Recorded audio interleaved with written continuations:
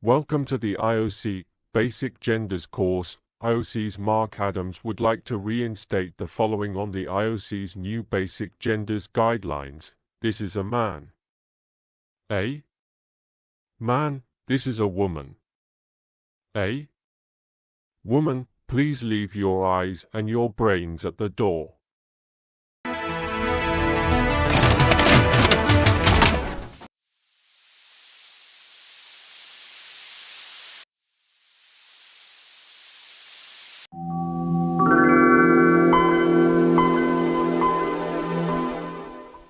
Alright, Paul, did you catch the latest from those political buffoons?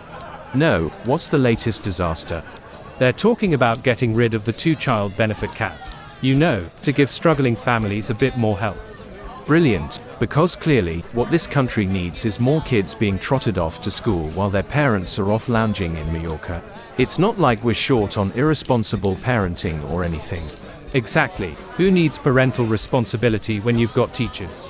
Just have a few more kids, drop them off at school, and let the professionals handle it. And the teachers, bless them, they're just thrilled about it. I'm sure the dream job was always to manage a herd of undisciplined rugrats. Absolutely. And those teachers, they're basically undercover babysitters and social workers. The joy they must feel every day, right? Benefit scrounging parents deserve their holidays. All those exhausting evenings spent binge-watching telly. Draining food banks because they can't be bothered to shop at Aldi. A week in the sun, away from the chaos, is practically a public service. And think about it, it's brilliant for the economy. More kids means more spending on toys, snacks, and tablets. It's like a never-ending cash machine. After all, who wants to actually encourage better parental responsibility when we can just give them more reasons to be shit to their kids? To Spain, and to the politicians, who clearly have our best interests at heart. Are you tired of not being tired of Persona 5 yet? Well, good news. The game that just won't quit is back for the 15th time. Now with more re-releases, spin-offs, and crossover appearances than you could ever ask for. Didn't get enough of the original release? No problem. Here's Persona 5 Royal, Persona 5 Strikers, Persona 5 Dancing in Stale Nights, Persona 5 Jokers in Your Dreams Now, and the brand new Persona 5 Running Out of Ideas Edition. Experience the exact same game you've already played, but with one extra DLC outfit that no one asked for. Because why innovate when you can just keep re-releasing the same thing? After all, who needs new stories, new characters, or even new ideas? We've got the formula, just add a catchy remix of The Last Surprise, and you're good to go. Seriously, we're running out of colors for Joker's outfits. Remember, you'll never see it come. Oh, who are we kidding? You definitely saw this one coming. All hail Atlas, who must be appeased. You know, Mr. Reform, I really admire how you just embrace your role. It's kind of inspiring to see someone so confident, even with, well, your unique position. Thanks, kid. It's all about owning it, you know? Sure, I only have 5 MPs, but those 5 are with me all the way. And besides, who needs a crowd when you've got attitude? Exactly. And I've been thinking about how I ended up with so many. Way more than I expected. I mean, I'm practically a newbie in this whole leadership thing, and it's a bit overwhelming. I hear you. It's like being thrown into the deep end and trying to swim with a floaty that's a bit too small. But hey, you're making it work. And that enthusiasm of yours is, well, pretty endearing. Really? That means a lot. I've been trying hard to find my footing, and having someone like you around makes it a lot easier. Your confidence is contagious. Oh, so I'm your role model now. I guess I'll have to live up to that. And I have to admit, there's something refreshing about your earnestness. It's like a breath of fresh air in a room full of stuffy suits. Well, I'm glad you think so. You know, I never thought I'd get so much from someone like you. But your approach, so unapologetic and real, has really made an impression. Real, huh? I suppose that's one way to put it. And you're not so bad yourself. There's a certain charm in your idealism. It's like watching someone discover their own power. I think we both have our strengths. And if nothing else, having you around makes this whole thing feel a lot less lonely. Same here. You know, it's not every day you find someone who gets it, who's willing to take the leap and be a bit different. Maybe that's what makes us work well together. Crazy can be good, keeps things interesting, and who knows, maybe we're onto something here. At the very least, we're making it up as we go along, and that's not too bad. And this painting is what is known as the Emperors of No Clothes. It symbolizes how even the noblest intentions sometimes have no legs to stand on.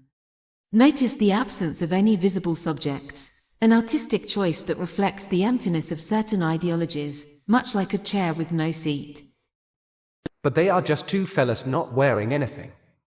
Precisely. The nothingness is everything. It's a profound statement on the futility of expectation. Now, if you'll follow me, we have something very special here. This is our AI recreation of Margaret Thatcher. I'm not a consensus politician. I am a conviction politician. That doesn't sound anything like her. It's more like Margaret Thatchbot. Ah, my dear, I'm afraid you're in a bit of a pickle, aren't you? Well, let me tell you something, my dear. As the Iron Lady, I face down the likes of Argentina and the unions, and I've come out on top every time. So, I'm not about to let some young whippersnapper like your boyfriend get the better of you. I didn't mean to offend, it's just. In politics, if you want anything said, ask a man. If you want anything done, ask a woman. Or in this case, ask a more sophisticated AI. Now, unless you have something of substance to contribute, perhaps you'd be better off appreciating the art silently. That's the spirit of Thatcher for you. No nonsense, even in digital form. And that, my friends, is why AI technology is the future. Though, clearly, some of us still need to catch up to the present. Now, onward. Our next piece is a deconstructed coffee cup, symbolizing the fragility of modern relationships. But first, anyone for a cuppa? Hello, citizens of Britain. I'm Mr. Labour, your new best friend in the world of politics, here to guide you through the glorious changes we've made for your betterment. Let's dive right in, shall we?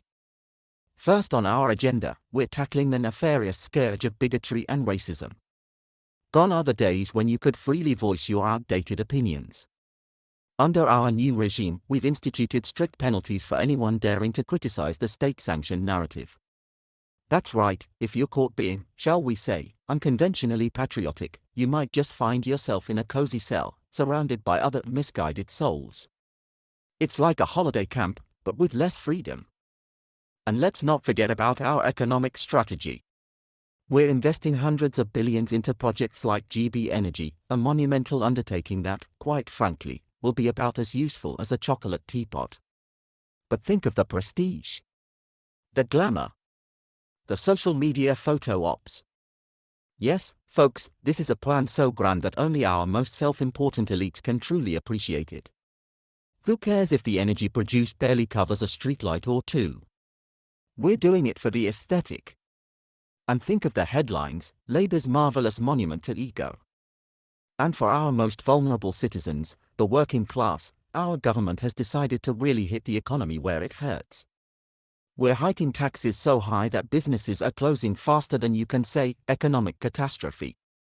But don't worry, the few of you left working will enjoy the pleasure of funding our countless vanity projects. Because nothing says compassion like an empty wallet.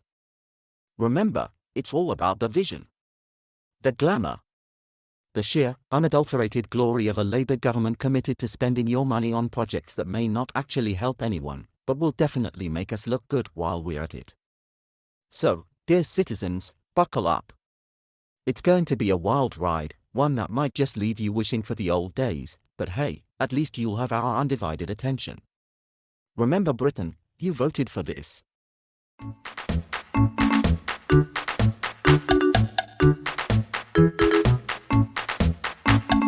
In the land of promises and bureaucrats' delight, where labor's new dawn broke through the night, they swore an end to the self-serving schemes, a utopia built on socialist dreams.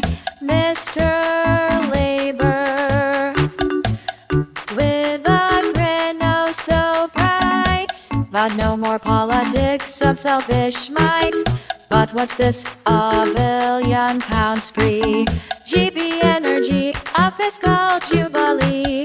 We've seen the books they solemnly light as they tossed our taxes to the wayside. Listen and Dee, with a confident cheer, declared, trans women are women, loud and clear. Culture wars are over, they proclaimed. Yet stoked the embers, nothing changed. Oh, the ironies of democratic guise, where truth in politics withers and dies. Expect no truth from the socialists' lore. They promise change, but it's the same old score.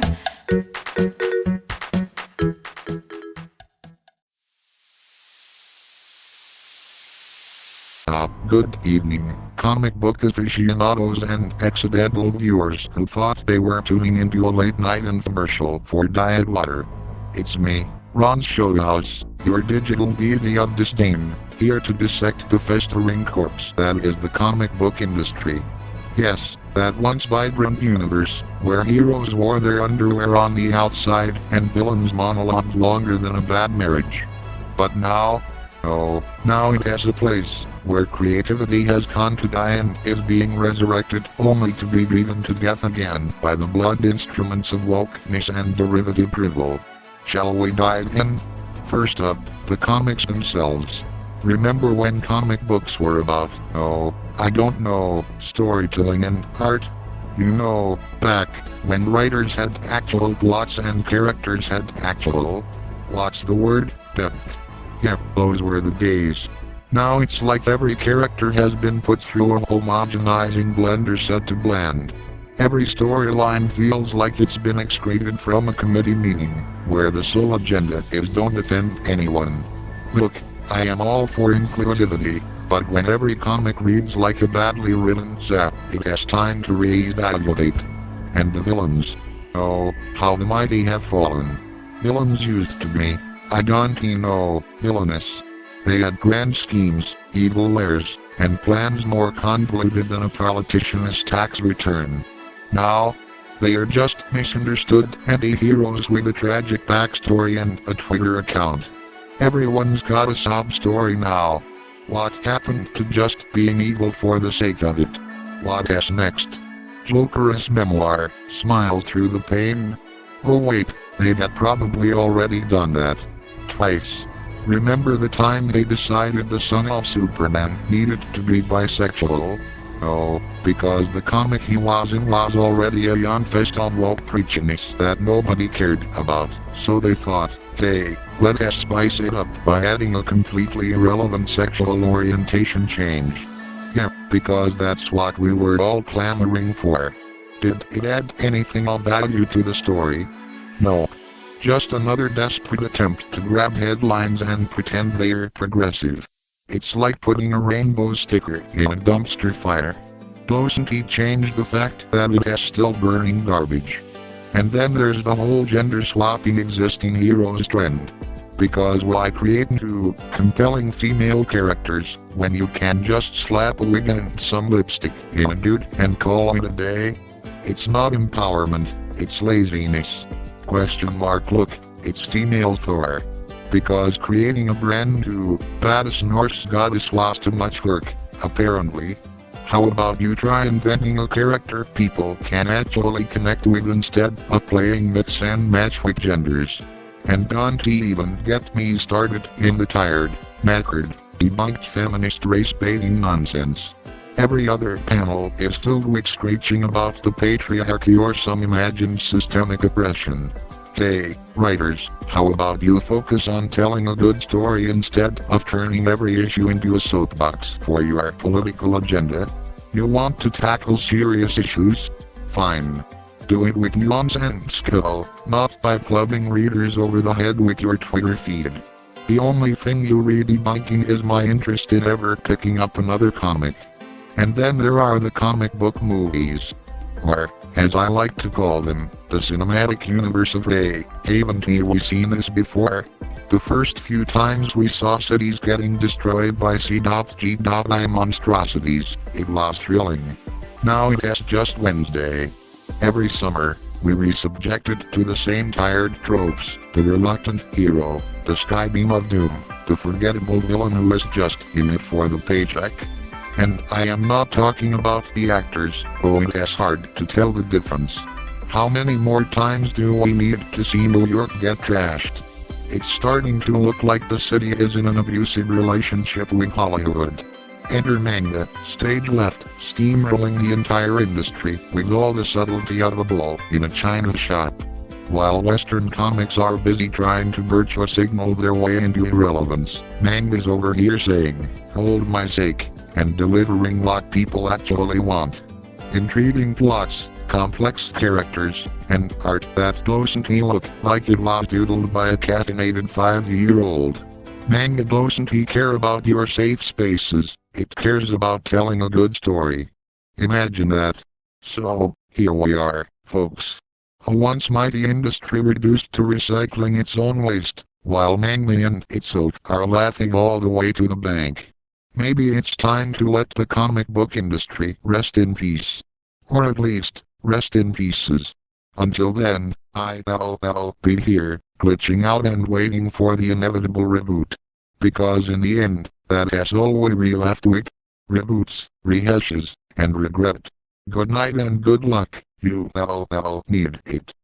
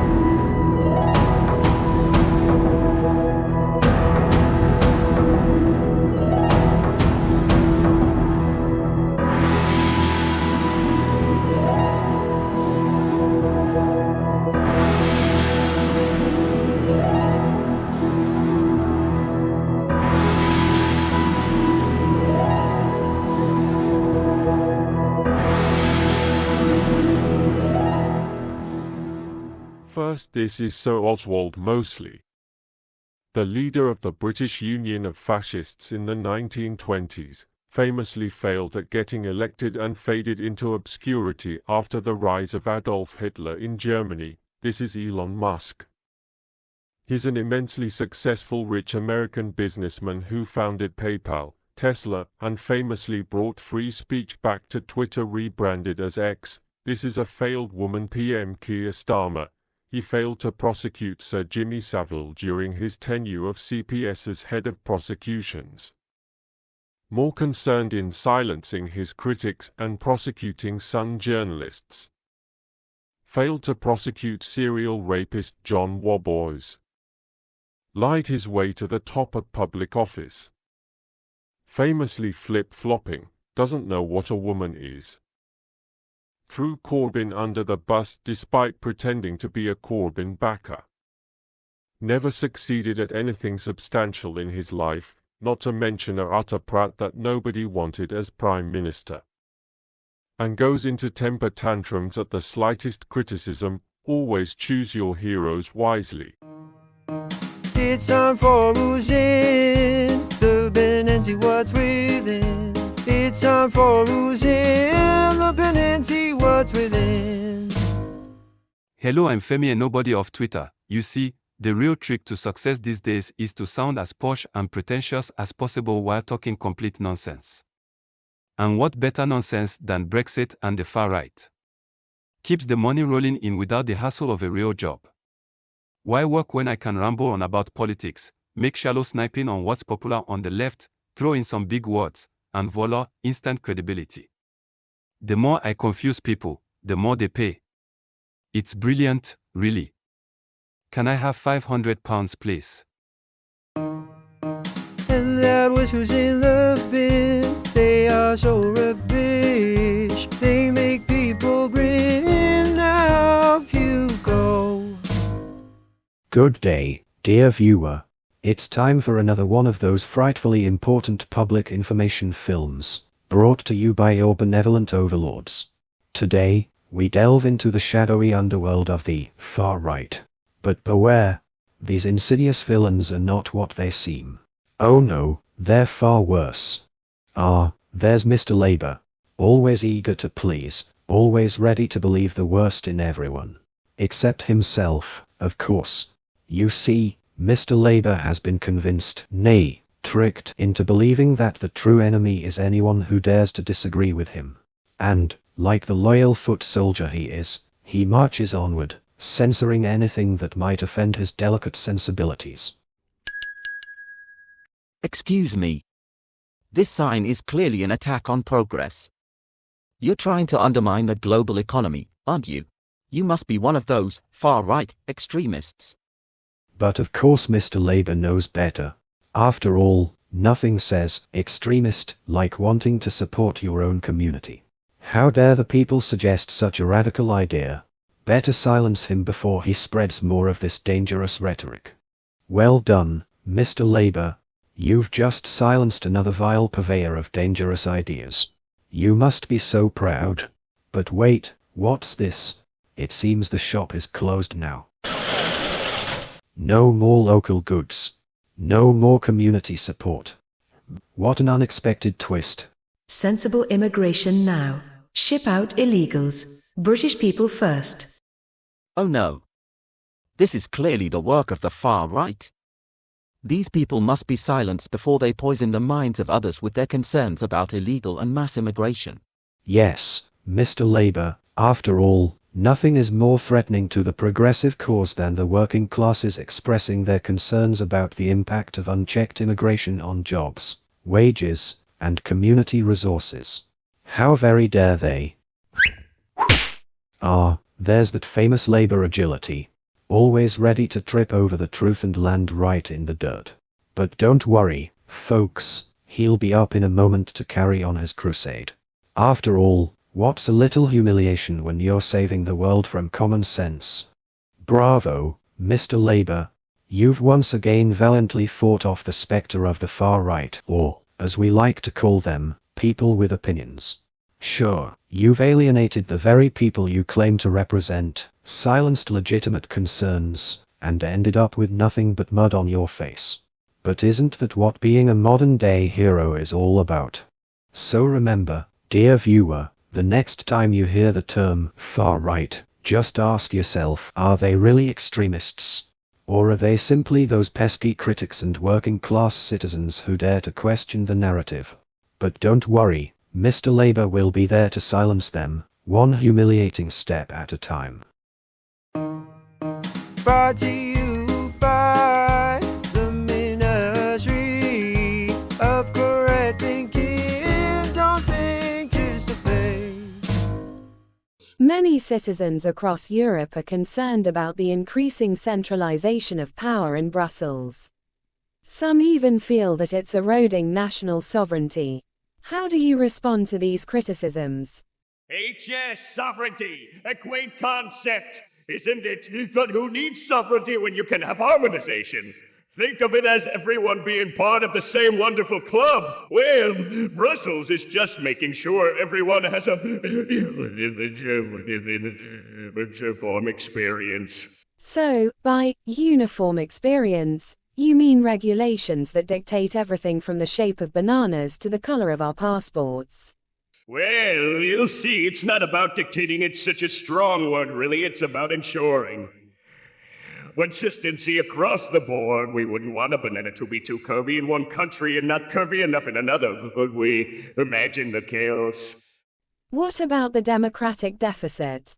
The perception that unelected bureaucrats in Brussels are making decisions for millions without proper accountability. Democracy! Who doesn't love democracy? And we, in the EU, have a very special kind of democracy. It's enlightened democracy where we trust the experts to make the tough decisions that, frankly, regular folks wouldn't understand. It's efficient that way. Why burden the people with too much choice? You mentioned solidarity earlier. How does that play out when wealthier countries are frustrated with bailing out their neighbors, while poorer countries feel abandoned? Well, that's just tough love again. Yes, it's all part of the plan.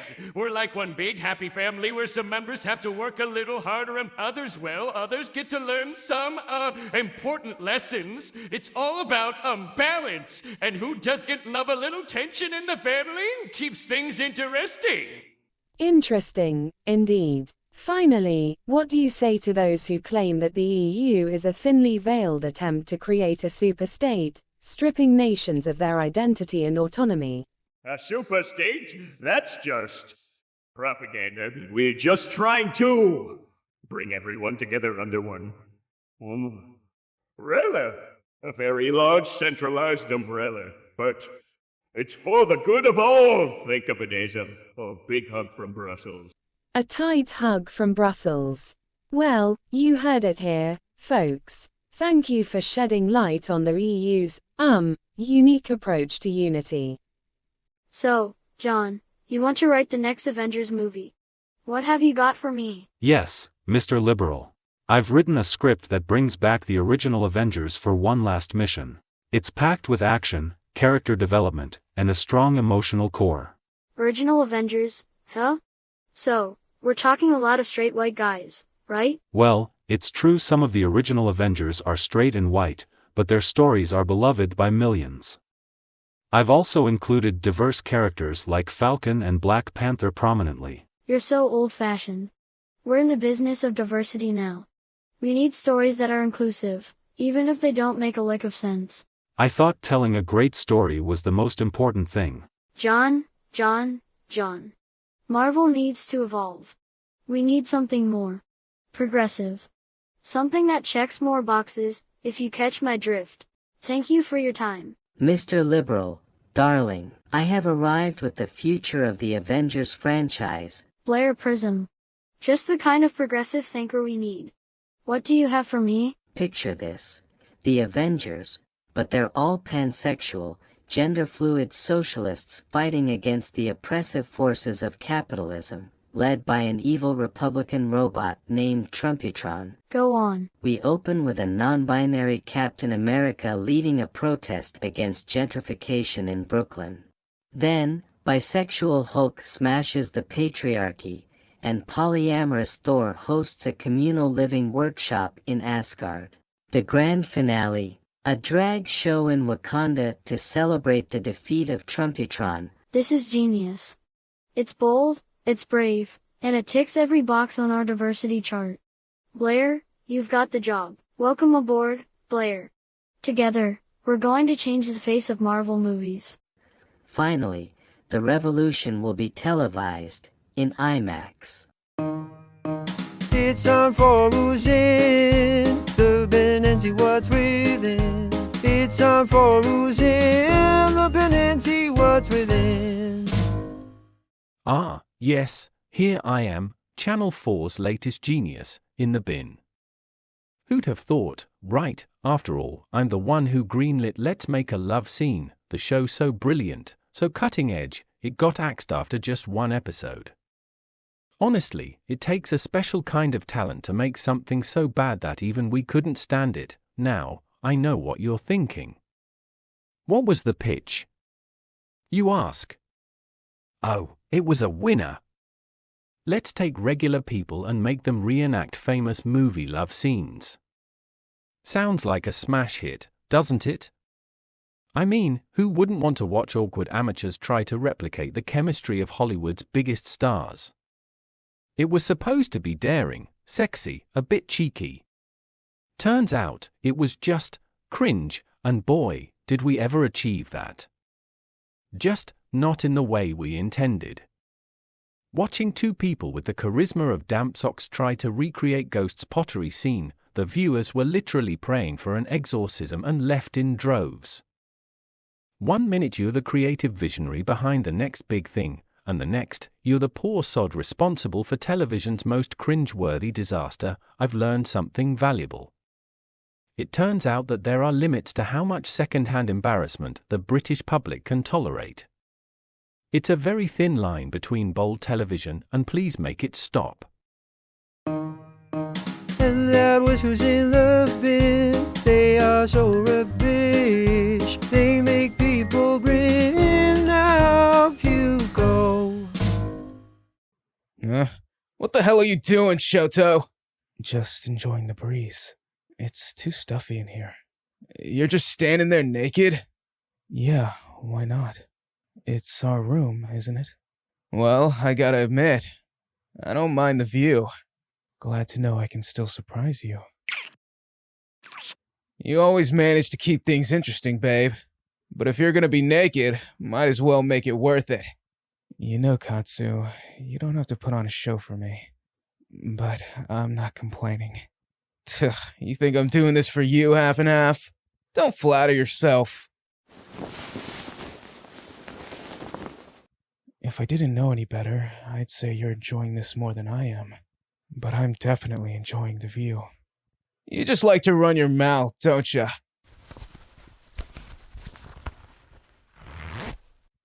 Only when I have something worth talking about. Or someone delicious worth watching. You look quite impressive, Katsuki. I could get used to this view. Yeah? If you really want me, then take them off yourself.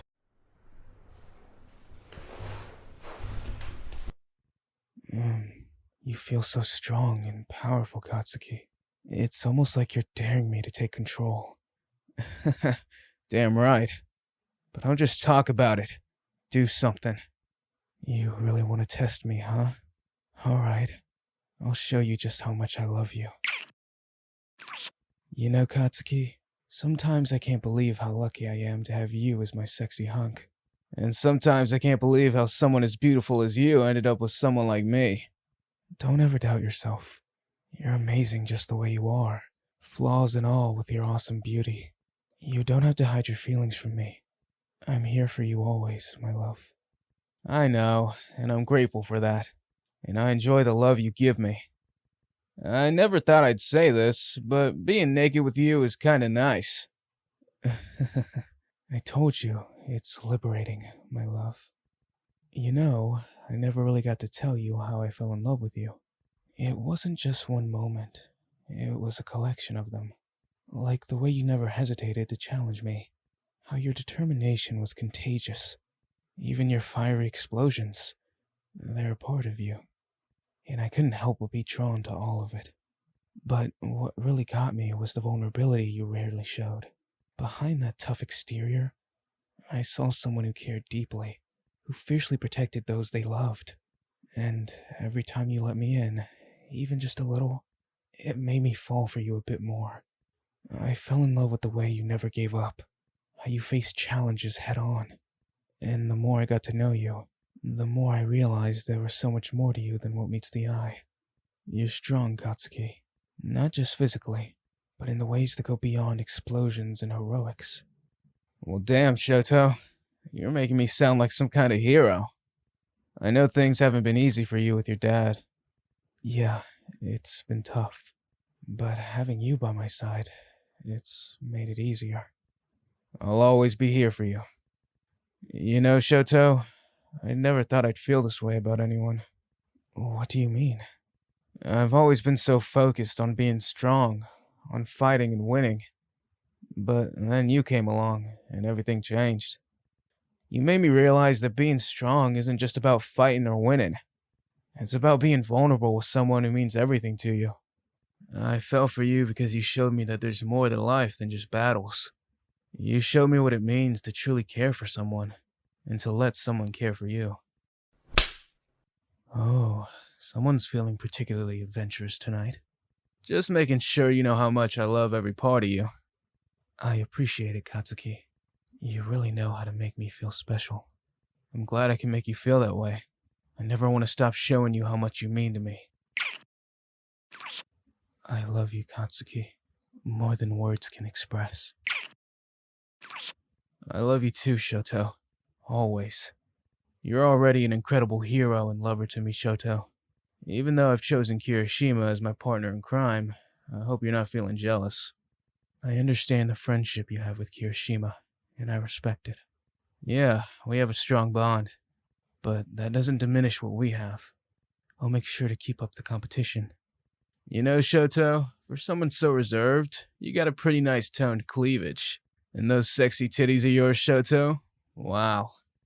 And let's not forget, I have a nice blonde hunk with a serious sexy ass. Oh, is that right, babe? Just returning the favor for your compliment earlier. Your bare peaches are so nice and firm. Well, I can't complain about that. Feels rather nice, babe. But of course, this does mean we're both gonna have sex eventually. Well, I guess we can talk about it when the time comes. Katsuki. Ready for some movie entertainment, Shoto? Always, Katsuki. In the land of Brits where taxes reign supreme, from dawn till dusk it's like a twisted dream. Taxman's tango, a dance with a smart. Brits play along, but they know the quirk. VAT duties, a chuckle they share. Income tax woes, but they don't despair. Stealth taxes, sin taxes, all in the game. Raising a glass to the tax and dance fame. Inheritance tax and a dance with the dead.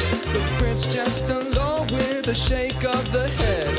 Council tax falls like a comedy show, but they know it's all part of the tax and dance throw. Absurd taxes, a laugh in the air. Sugar tax bites, but Brits don't despair. Plastic bag fees, an eco-friendly spin, but deep down they know that it's all the win. TV license, a digital rhythm. Tax all on the screen, the Brits play the fiddle. Hey, double tax, your fee in the breeze. But the tax man's joke, they all the fees. TV license, a digital rhythm. Tax all on the screen, the Brits play the fiddle. Hey, double tax, your fee in the breeze. But the tax man's joke, they all the fees. Stamp duty whispers on every sound made. Owned by a side, but they've already paid. Fuel duty hikes, a pump's bitter kiss. Brits fuel up knowing what they'll miss. Capital gains tax, a profit, small joy. Investors nod, it's just part of the ploy. Green taxes bloom on the cause and the fuel. Brits drive on, accepting the rule. 1 step, 2 step in tax man sway. Brits keep dancing day by day. Madness in taxes, but we keep the beat. In the slant of breast, taxes we create. TV license, a digital rhythm. Tax all on the screen, the Brits play the fiddle. Hey, double tax, your fee in the breeze. But the tax man's joke, they all the fees. TV license, a digital rhythm. Tax all on the screen, the Brits play the fiddle. contracts, you feel the breeze. But the tax man's joke, they all look. So here's to the rebels with no wallets in hand. They'll make you care when defiance is grand. A dire comedy what they won't confess. Even the taxmen know it's all a mess. Yeah, yeah, yeah. Oh, they know, ooh, oh, they know it's all a mess.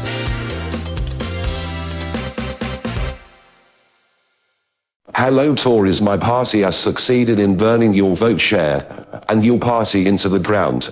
And now you'll block me from every Tory conference till the end of time. Would you like to be best friends with me? I'll take that as a no then. Oh well, I'll see if I can be in Donald Trump's pocket instead.